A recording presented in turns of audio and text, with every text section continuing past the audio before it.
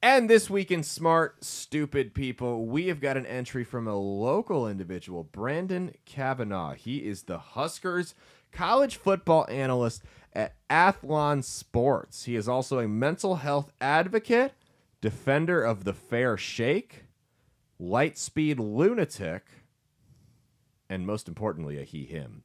Glad we knew that. With the name like Brandon, I would have had no idea. I'm a man!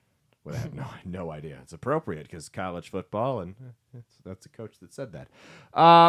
So Brandon Kavanaugh, as we all know, Nebraska banned quote-unquote gender-affirming care for minors last week, as you saw in that epic meltdown video we showed to start the show off.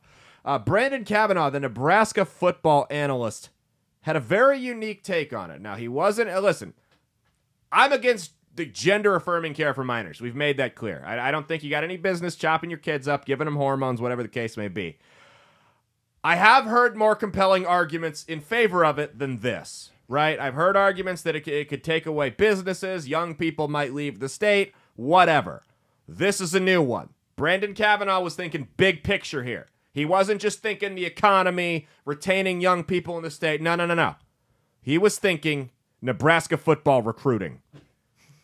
He said, surely this won't affect how young athletes perceive the state when it's time to decide between Nebraska and other Big Ten schools like Looks at Notes, UCLA, and USC. Surely. Yeah, because I'm going to tell you, if a 5-star defensive end, he's down to Nebraska and UCLA.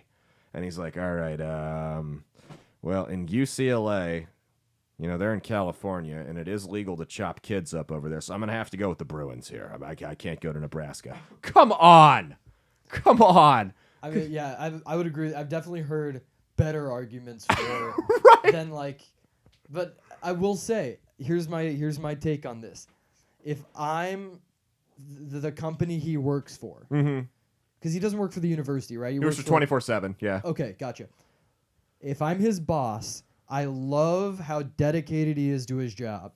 Like, no matter the issue, he's always thinking of Husker football. Well, it's first. like trans people do with everything else. They drag transgenderism into it. But he's like, he's the opposite. He's like everything that comes past his worldview is like, all right, how the Huskers going to do against Iowa next year? That's all I really care about. That's it. So he just passes it through the Husker filter. So I got to applaud, like, the dude knows what he loves and loves it to the level where he's bringing everything into it. Post 9/11, he's like, well, how is this going to affect security at Husker football Seriously, games? yeah. Like, this is the guy I want to hire.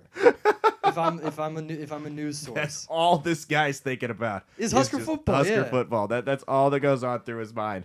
You know, it could be. It could very well be that's all that he's thinking about. But I love the take, though.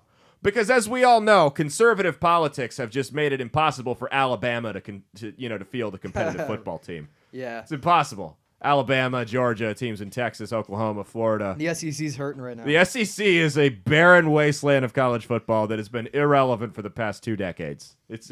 I mean, politics really do play a crucial role. In recruiting college athletes. I mean, people really give a shit. Yeah, totally not how much money Nick Saban was offering them before NIL was a thing. Yeah, that had nothing to do with it. A bunch of 18-year-olds are really checking the upcoming legislation on the state Senate floor before they decide where to go do track and field. Yeah.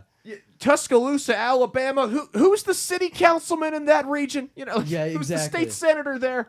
Hey, thanks for watching. If you liked what you saw, be sure to click the link in the description to get the full episode on Rumble. If you prefer to listen along, you could actually get us on Spotify, Spreaker, and iHeartRadio. You can also go to www.outlawstreamers.com to learn more about not just my show, but tons of other great shows and all the exciting projects they have coming up. Follow my socials at Caleb Isn't Funny on Twitter and Instagram, at Caleb Salvatore Comedy on the Chinese spy app that is TikTok, and be sure to like and subscribe to this YouTube channel. Thanks, and we'll see you every Saturday for brand new episodes of That's Based. Peace.